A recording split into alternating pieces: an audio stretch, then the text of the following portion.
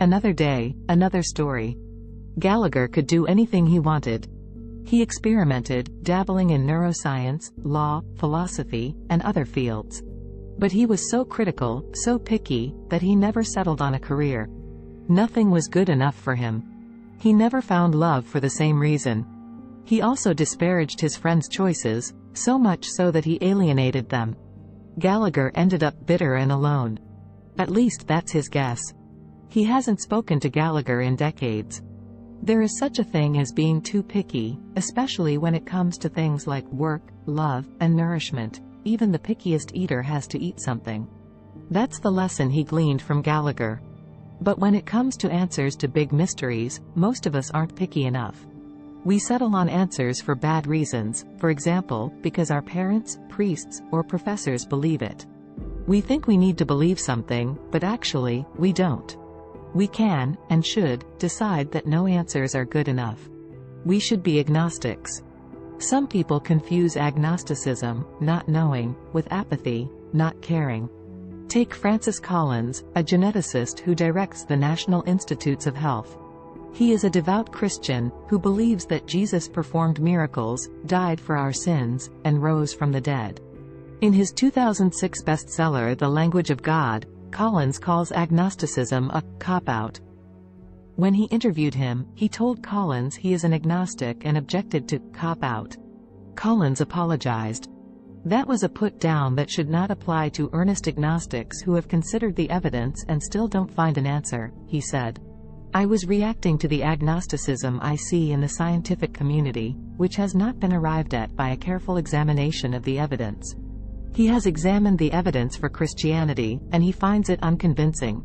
He's not convinced by any scientific creation stories, either, such as those that depict our cosmos as a bubble in an oceanic multiverse.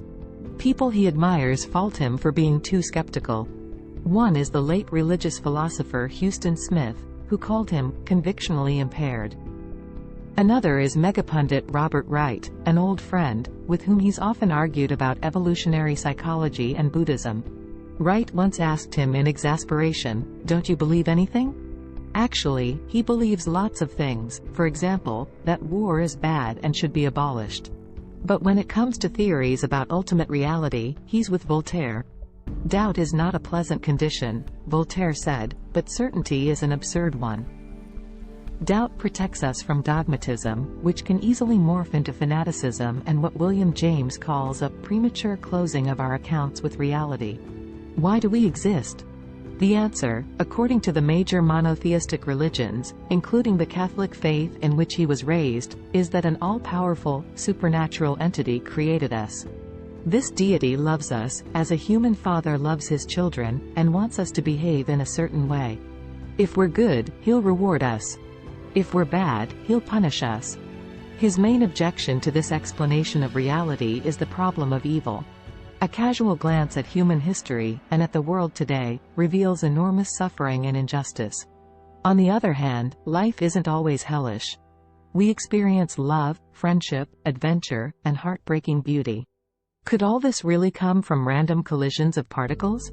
Even Weinberg concedes that life sometimes seems more beautiful than strictly necessary. If the problem of evil prevents him from believing in a loving God, then the problem of beauty keeps him from being an atheist like Weinberg.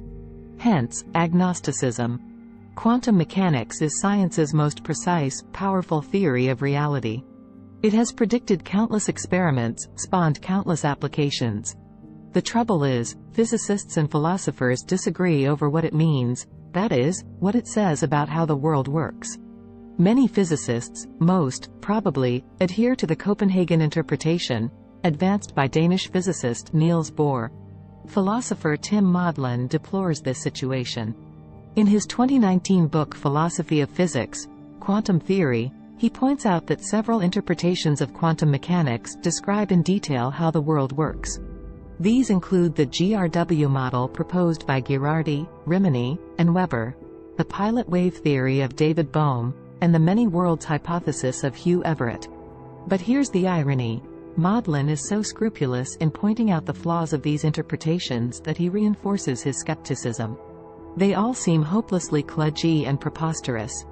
Maudlin does not examine interpretations that recast quantum mechanics as a theory about information. For positive perspectives on information-based interpretations, check out Beyond Weird by journalist Philip Ball and The Ascent of Information by astrobiologist Caleb Scharf. But to his mind, information-based takes on quantum mechanics are even less plausible than the interpretations that Maudlin scrutinizes. The concept of information makes no sense without conscious beings to send, receive, and act upon the information. The debate over consciousness is even more fractious than the debate over quantum mechanics. How does matter make a mind? A few decades ago, a consensus seemed to be emerging. Gradually, this consensus collapsed, as empirical evidence for neural theories of consciousness failed to materialize. There are now a dizzying variety of theories of consciousness.